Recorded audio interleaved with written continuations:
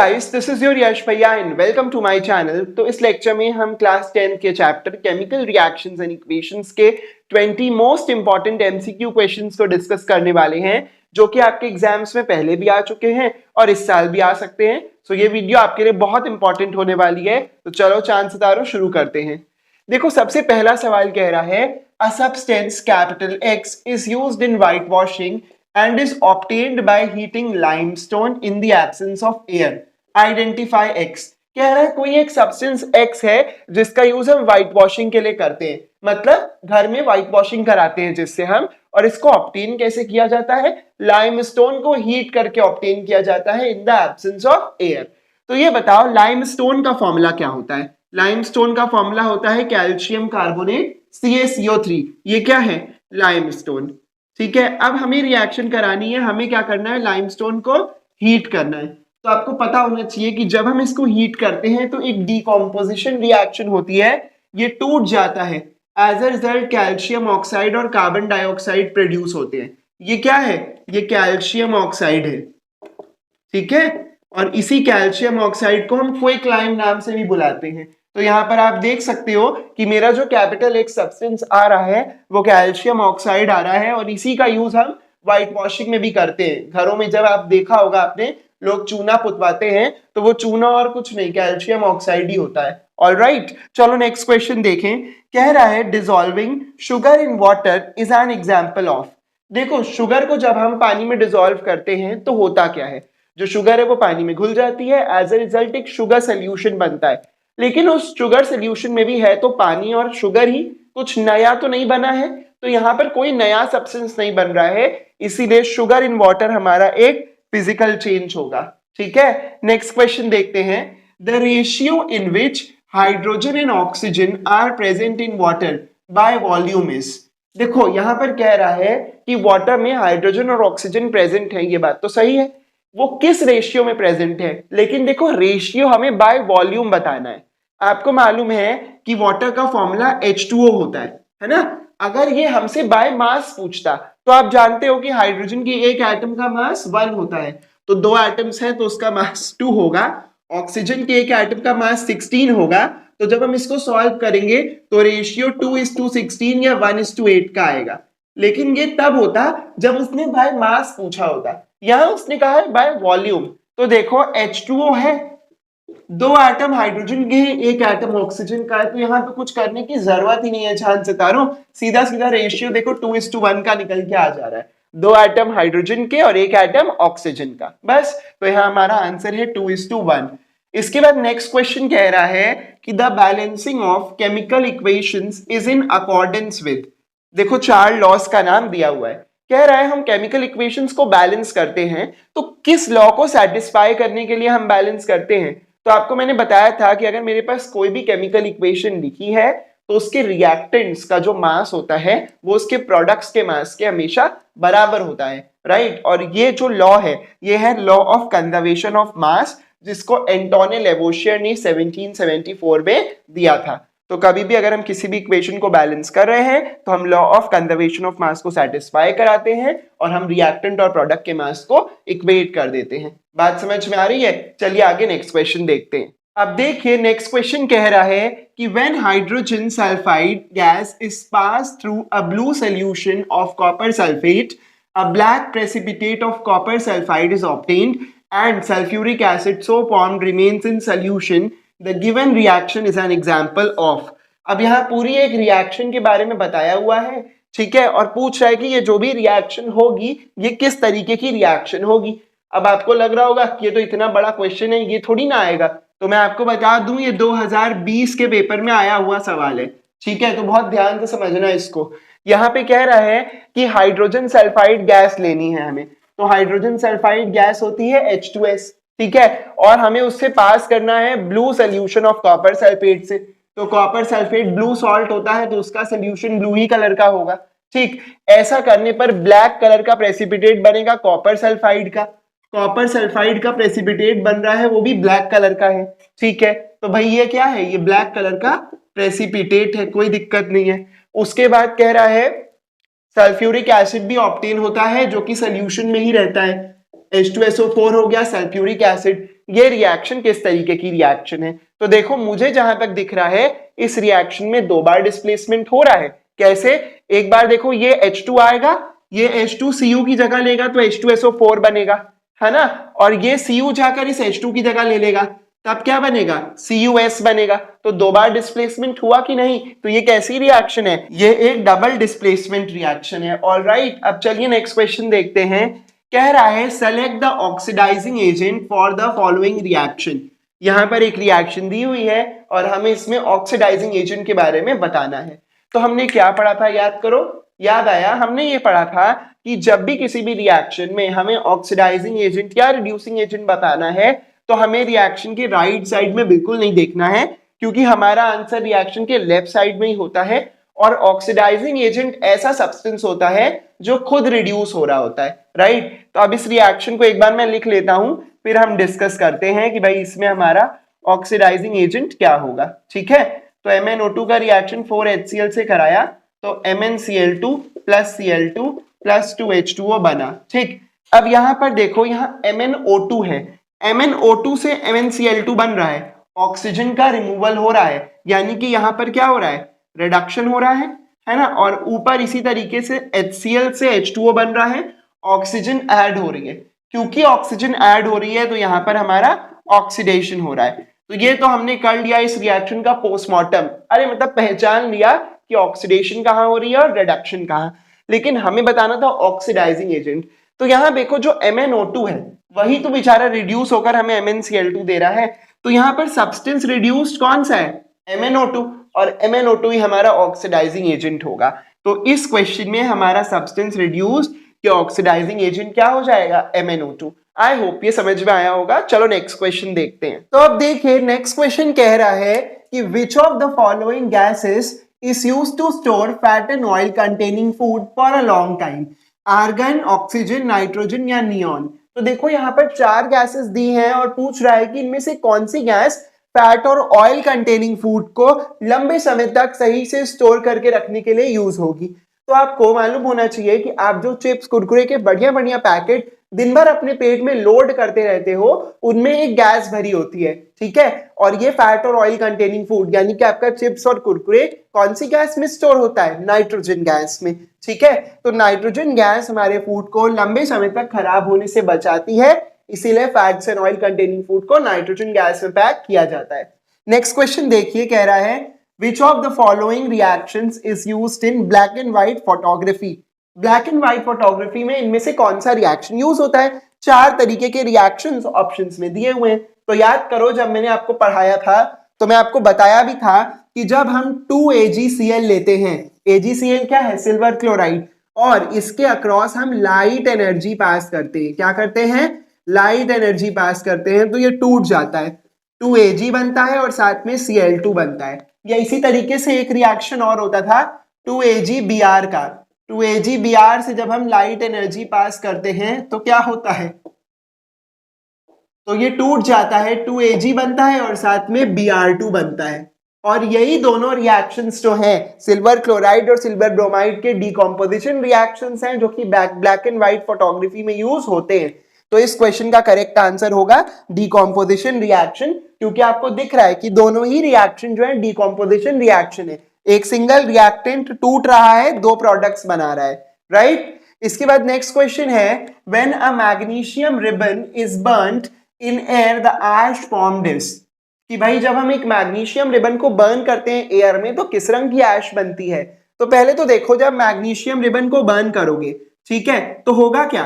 Magnesium ribbon में magnesium है, ये ऑक्सीजन से रिएक्ट करेगा तो क्या बनाएगा? 2MgO, magnesium oxide. और मैग्नीशियम ऑक्साइड ऐश के फॉर्म में होता है, इस ऐश का कलर व्हाइट होता है, ठीक। तो यहां पर हमारा करेक्ट आंसर होगा व्हाइट। इसीलिए कहते हैं कि एक एक सवाल को एक एक बार प्रैक्टिस करके जाना। अगर मैं आपको ना बताता तो क्या आप एग्जाम में कर पाते? नेक्स्ट क्वेश्चन देखिए, the chemical formula of lead sulphate is. कि भाई लेड सल्फेट का केमिकल फॉर्मूला क्या होता है? तो बनाकर देख लेते हैं। लेड का सिंबल है Pb और सल्फेट का है SO4। लेड की वैलेंसी 2+ होती है और सल्फेट आयन की -2, ठीक है। तो जब हम इसको क्रॉस मल्टीप्लाई करेंगे तो ये आएगा Pb2SO4 होल ट्वाइस, है ना। ये 2 से ये 2 देखो कैंसिल हो जाएगा, इसीलिए फाइनली हमारे पास क्या बचेगा, PbSO4, और यहाँ पर ये हमारा आंसर हो जाएगा डी वाला। ठीक, तो इस क्वेश्चन का करेक्ट आंसर हमारा डी पार्ट है। ऑलराइट, अगला क्वेश्चन देखते हैं। अब देखिए नेक्स्ट क्वेश्चन कह रहा है कि when carbon dioxide is pass through lime water then what happens. तो कार्बन डाइऑक्साइड को जब हम लाइम वाटर से पास करेंगे तो दिए गए ऑप्शंस में से कौन सा सही होगा। तो इसके लिए सबसे पहले तो लाइम वाटर का केमिकल फॉर्मूला पता होना चाहिए। लाइम वाटर का फॉर्मूला होता है CaOH होल ट्वाइस, ठीक है। और जब इसका रिएक्शन हम कार्बन डाइऑक्साइड के साथ कराते हैं तो क्या होता है, कैल्शियम कार्बोनेट बनता है और साथ में वाटर बनता है। अब एक बात आपको मालूम होनी चाहिए कि ये जो बन रहा है ना कैल्शियम कार्बोनेट, ये व्हाइट कलर का प्रेसिपिटेट होता है, ठीक है। और ये व्हाइट कलर का प्रेसिपिटेट है, इसीलिए मेरा ये जो लाइम वाटर है, ये जो लाइम वाटर है ये मिल्की टर्न हो जाता है due to the formation of white precipitate of calcium carbonate. तो इस क्वेश्चन का करेक्ट ऑप्शन होना चाहिए लाइम वाटर टर्न्स मिल्की, जो कि मेरा डी पार्ट है। ऑलराइट, इसके बाद देखिए नेक्स्ट है when silver is exposed to air it gets a black coating of. कह रहा है जब सिल्वर को हम एयर में एक्सपोज करते हैं, ओपन एयर में रखते हैं, तो उस पे ब्लैक कलर की कोटिंग आ जाती है। वो कोटिंग का फॉर्मूला क्या होता है ना। अब आपने देखा होगा जब भी आपके घरों में अगर चांदी के कोई बर्तन या चांदी के सिक्के होंगे तो समय के साथ वो काले पड़ने लगते हैं, है ना। तो ब्लैक क्यों होने लगते हैं, तो देखो होता क्या है, जब हम सिल्वर ऑब्जेक्ट्स को ओपन एयर में रखते हैं, तो ये मेरा सिल्वर है, ये हमारे एटमॉस्फेयर में प्रेजेंट हाइड्रोजन सल्फाइड गैस से रिएक्ट करता है। और जब ऐसा होता है तो Ag2s की एक लेयर बन जाती है। किसकी लेयर बनती है, Ag2s, और हाइड्रोजन अलग हो जाता है। यहां ध्यान से समझो, ये है क्या, ये सिल्वर सल्फाइड है, ठीक है। तो सिल्वर सल्फाइड ही वो ब्लैक कलर की कोटिंग होती है जो हमको सिल्वर ऑब्जेक्ट्स पर देखने को मिलती है। तो यहां पर हमारा करेक्ट आंसर होगा Ag2s। ऑलराइट, नेक्स्ट क्वेश्चन है the box below shows a relation between zinc and hydrogen, which option shows oxidation. कह रहा है इस बॉक्स में जिंक और हाइड्रोजन के बीच में एक रिलेशन लिखा हुआ है, ठीक है। अब इनमें से कौन सा ऑप्शन ऑक्सीडेशन दिखा रहा है। तो देखो इसके लिए ना कॉन्सेप्ट आपको मालूम होना चाहिए। एक तो मैंने आपको बताया था कि ऑक्सीडेशन का मतलब है ऑक्सीजन का ऐड होना या हाइड्रोजन का रिमूव होना, रिडक्शन का मतलब है हाइड्रोजन का ऐड होना या ऑक्सीजन का रिमूव होना। लेकिन इस तरह का क्वेश्चन करने के लिए आपको एक कॉन्सेप्ट और पता होना चाहिए, जिसमें ऑक्सीडेशन का मतलब होता है लॉस ऑफ इलेक्ट्रॉन्स, ठीक है। अभी आप 11th क्लास में जाओगे तो वहां पर आपको बताया जाएगा कि ऑक्सीडेशन का मतलब है इलेक्ट्रॉन्स का लूज होना, एंड सिमिलरली रिडक्शन का मतलब है गेन ऑफ इलेक्ट्रॉन, इलेक्ट्रॉन का गेन होना। तो हमसे क्या पूछा है, हमसे ये पूछा है कि इनमें से कौन सा ऑक्सीडेशन है। भाई ऑक्सीडेशन मतलब जिसमें भी इलेक्ट्रॉन्स लूज हो रहे होंगे वही ऑक्सीडेशन होगा।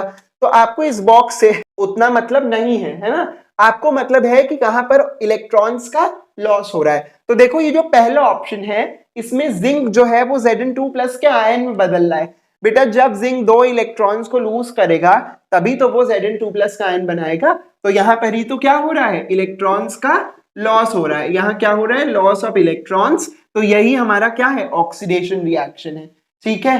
तो आई होप आपको ये तीनों क्वेश्चंस क्लियर होंगे, जिसमें ये वाला क्वेश्चन इंपॉर्टेंट है क्योंकि आपके लिए नया है ना।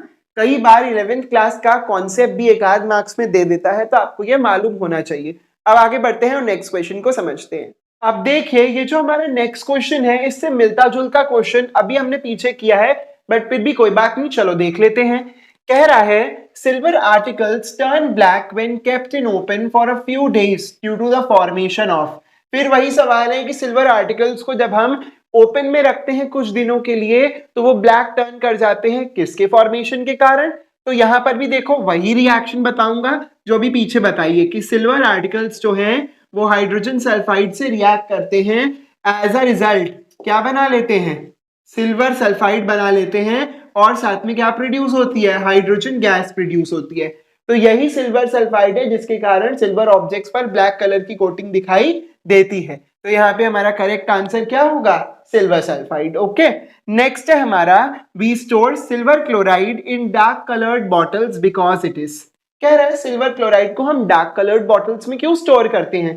तो आप जानते हो सिल्वर क्लोराइड होता क्या है, AgCl होता है, है ना, AgCl2 होता है, राइट। तो ये जो AgCl2 है, AgCl2 को अगर हम ओपन में रखेंगे तो आपको मालूम होना चाहिए कि ये सनलाइट से रिएक्ट करता है, लाइट एनर्जी इसको मिल जाती है और ब्रेक करके ये सिल्वर और क्लोरीन में कन्वर्ट हो जाता है, तो इसका डिकम्पोजिशन रिएक्शन हो जाता है ना। तो सनलाइट के एक्शन से इसको बचाने के लिए ही हम इसको डार्क कलर्ड बॉटल्स में रखते हैं, जिससे कि ये सनलाइट से एक्सपोज होकर डिकम्पोज ना कर जाए। तो यहां होगा कि we store silver chloride in dark coloured bottles because to avoid the action of sunlight, right. तो यहां पर ये हमारा सही ऑप्शन होगा। नेक्स्ट क्वेश्चन है, an acid which can decolourise purple coloured KMnO4 solution is. KMnO4 क्या है, पोटेशियम परमैंगनेट का फॉर्मूला है। तो कह रहा है वो एसिड कौन सा होगा जो कि पर्पल कलर के पोटेशियम परमैंगनेट को डीकलराइज कर ले। तो थोड़ा सा याद करो, याद आया मैंने आपको कैरेक्टरिस्टिक्स बताई थी केमिकल रिएक्शन की, जिसमें मैंने आपको बताया था कि जब मेरा सिट्रिक एसिड पोटेशियम परमैंगनेट से रिएक्ट करता है तो यहां पर एक कलरलेस प्रोडक्ट बनता है। याद आया, चेंज इन कलर वाली कैरेक्टरिस्टिक में मैंने आपको ये एक्सप्लेन किया था, राइट। तो वो सिट्रिक एसिड ही है जो कि पोटेशियम परमैंगनेट को डीकलराइज कर रहा है और उसको कलरलेस बना दे रहा है। तो यहां पर हमारा आंसर सिट्रिक एसिड हो जाएगा। नेक्स्ट क्वेश्चन है, विच of the following is an endothermic reaction. कह रहा है इनमें से कौन सी रिएक्शन एंडोथर्मिक है। आपको मालूम होना चाहिए ऐसी रिएक्शन जिसमें एनर्जी अब्सॉर्ब होती है वो एंडोथर्मिक होती है, और वहीं जिसमें एनर्जी प्रोड्यूस होती है, हीट प्रोड्यूस होती है, वो एक्सोथर्मिक होती है। तो यहां पर देखो ये जो थर्ड वाली रिएक्शन है ये किसकी रिएक्शन है। देखो कार्बन डाइऑक्साइड और वाटर आपस में रिएक्ट कर रहे हैं, एज अ रिजल्ट ग्लूकोज और ऑक्सीजन बन रहा है। आपको मालूम है कि कार्बन डाइऑक्साइड और वाटर सनलाइट की प्रेजेंस में आपस में रिएक्ट करके ग्लूकोज और ऑक्सीजन बनाते हैं। ये फोटोसिंथेसिस की रिएक्शन है, और क्योंकि फोटोसिंथेसिस की रिएक्शन में सनलाइट की एनर्जी अब्सॉर्ब होती है तो इसीलिए ये हमारी एक एंडोथर्मिक रिएक्शन होगी। देखो यहां कहीं लिखा नहीं था सनलाइट क्वेश्चन में, वो हमें खुद समझना है कि हाँ भाई सनलाइट की प्रेजेंस में ही ये रिएक्शन हो रही होगी, क्योंकि ये फोटोसिंथेसिस की रिएक्शन है और इसीलिए ये एंडोथर्मिक है। ओके, अब चलिए बचे हुए क्वेश्चंस भी देख लेते हैं। अब देखिए नेक्स्ट क्वेश्चन क्या कह रहा है, the reaction involve in the corrosion of iron metal is that of. कह रहा है वो रिएक्शन जो कि आयरन के करोजन में इन्वॉल्व है वो कौन से टाइप का रिएक्शन होता है। तो पहले तो रिएक्शन को लिख लेना चाहिए। देखिए रिएक्शन होता है कि 4Fe plus 3O2 plus 2XH2O ये हमें देता है 2Fe2O3 XH2O। ये रिएक्शन होती है जिसमें हमारा आयरन ऑक्सीजन और मॉइस्चर के कांटेक्ट में आता है और हाइड्रेटेड आयरन ऑक्साइड की एक लेयर उस पर बन जाती है, यही तो होता है। और इसी लेयर को हम क्या बोलते हैं, रस्ट बोलते हैं। अब देखो मुझे जहां तक दिख रहा है कि इसमें तीन रिएक्टेंट्स कंबाइन करके एक सिंगल प्रोडक्ट बना रहे हैं। तो एक तो ये कॉम्बिनेशन रिएक्शन है और दूसरा इसमें ऑक्सीजन इन्वॉल्व हो रही है, तो ये ऑक्सीडेशन रिएक्शन तो है ही है। तो ये ऑक्सीडेशन और कॉम्बिनेशन दोनों रिएक्शन है, तो इसका करेक्ट आंसर हो जाएगा oxidation as well as combination. All right, next question है, which information is not conveyed by a balance chemical equation. कह रहा है बैलेंस केमिकल इक्वेशन इनमें से कौन सी इंफॉर्मेशन कन्वे नहीं करता है ना। तो पहले तो एक बैलेंस केमिकल इक्वेशन लिख देता हूं। से मान लो हाइड्रोजन का ऑक्सीजन से रिएक्शन हो रहा है और वाटर बन रहा है, ठीक है। तो ये एक बैलेंस केमिकल इक्वेशन है, राइट। अब देखो इसमें कौन सी इंफॉर्मेशन हमको नहीं मिल रही है। कह रहा है symbols and formulas of the substances involved in the reaction. देखो सिंबल्स और फॉर्मूला तो पता चल रहे हैं ना सब्सटेंसेस के जो इस रिएक्शन में इन्वॉल्वड है। दूसरा है number of atoms of reactant and product. Reactant और प्रोडक्ट के नंबर ऑफ एटम्स की संख्या, जैसे हाइड्रोजन के 2 एटम है, ऑक्सीजन का एक ही है और वाटर के 2 एटम्स हैं, ये भी पता चल रहा है।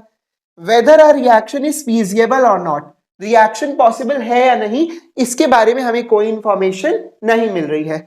और लास्ट है physical states of the reactant and product. Physical states भी देखो हम बता सकते हैं, जैसे यहाँ पर ये गैस होगी, ये भी गैस होगी और वाटर भी जो बनेगा वो गैसियस फॉर्म में बनेगा।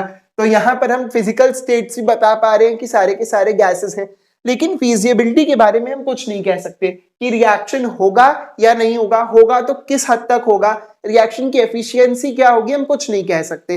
तो इस क्वेश्चन का करेक्ट आंसर सी पार्ट है।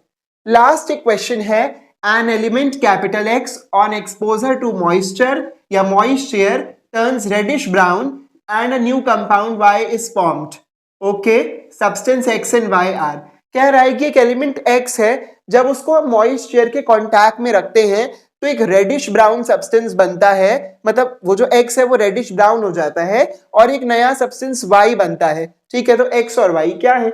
अब देखो इसको गैस कर रहा हूं, यहां मॉइस्ट एयर वर्ड लिखा है और रेडिश ब्राउन वर्ड भी लिखा है और ये दोनों ही वर्ड्स हमारे रस्टिंग के इक्वेशन में इन्वॉल्व होते हैं, है ना। देखो यहाँ पर x क्या हो जाएगा, अगर x में आयरन को मान लूं तो देखो ये मॉइस्ट एयर से रिएक्ट कर रहा है और रेडिश ब्राउन सब्सटेंस y बन रहा है। तो अगर x मेरा आयरन है तो y मेरा रस्ट हो जाएगा। तो देखो यहाँ पर लिखा भी है कि x में आयरन और y में Fe2O3, तो ए पार्ट मेरा सही आंसर हो जाएगा। ठीक है, इसी के साथ हमने इसके 20 के 20 क्वेश्चन निपटा दिए, पूरा हमारा सलट गया एंड आई होप आपको समझ में आया भी होगा। तो वीडियो हेल्पफुल लगा हो तो वीडियो को लाइक, चैनल को सब्सक्राइब करिएगा। मिलते हैं नेक्स्ट वीडियो में, तब तक के लिए स्टे ट्यून्ड।